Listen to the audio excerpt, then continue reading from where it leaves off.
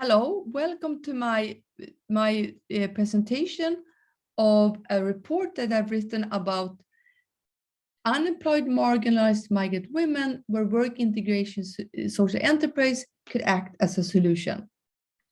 So the problem to be analyzed is the integration of language weak and low educated migrant women to the labor market, which has shown to be a challenge in Western economies. And this has been targeted by the Commission in the Inclusive Recovery and Leaving No One Behind, and also by the Global Development Goals, where empowering and promotion of social, economic, and political inclusion for all is targeted. So one solution here could be work integration social enterprises, WISE, which are often social cooperatives, focusing on democratic inclusion and multifaceted support programs. The case here to be addressed is the case of Sweden.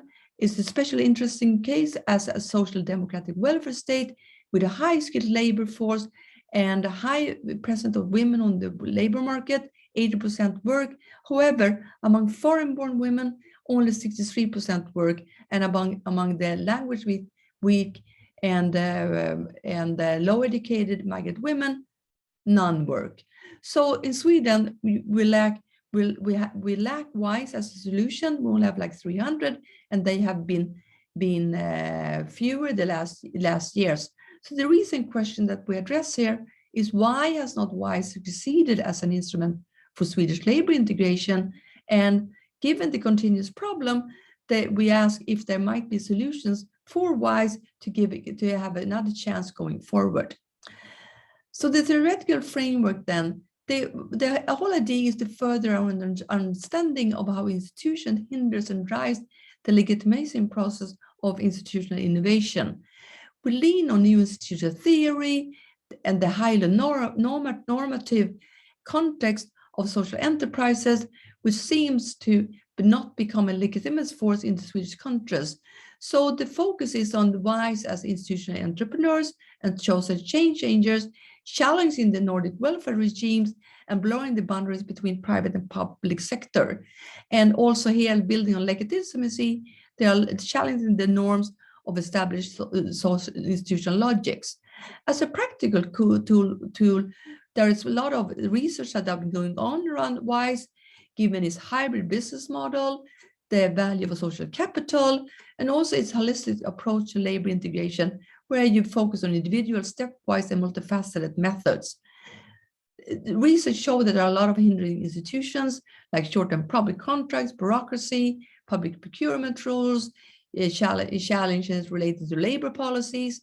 There's also a critique towards WISE, where you have detected mission drift, where they become too profit-oriented, or there is a trade-off between the democratic governance and the efficiency of the organization, where some participants really does not want to participate actively and get involved. So the research is built on it's classic quality research, building on previous experience from MySec, previous research, public documentation. There is a case study of Swedish labor market and role played by 7 WISE. There are some 20 interviews that have been done. They've been semi-structured, and they've been recorded and tabulated as common in the quality research methodology. So the results can be framed in two phases. One is that the empirics highlights three institutional hindrances: the legal framework, which is limiting, the lack of access to finance, and the limiting ability to participate in the labor policy programs.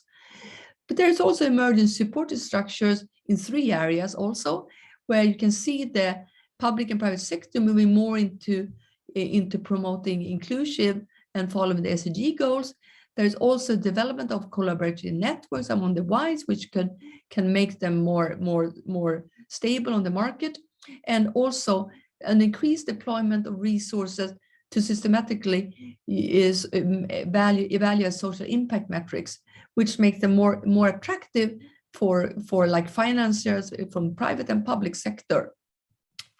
As a conclusion, then, we can see the WISE as an integrated labor market tool, as going through a legitimate phase in three phases, where you had the previous phase in the 1999-2010, where they really did not flourish in Sweden at all. But then you had the second phase where they began to become accepted, but but there were a lot of contradictory forces going on, where there were a lot of limitations that were growing so you would have a delegitimization process working at the same time. But now we're seeing signs of a rebalancing of the Swedish societal contract, and which might open up to new opportunity for WISE and marginalized women. In sum, the research sheds light on the WISE hybrid structures, ability to strengthen legitimacy, survive and adapt in a particular harsh climate such as social democratic welfare contracts, and in the process, leveraging on Western side enhanced interest in the ESG goals. There are limitations to my study.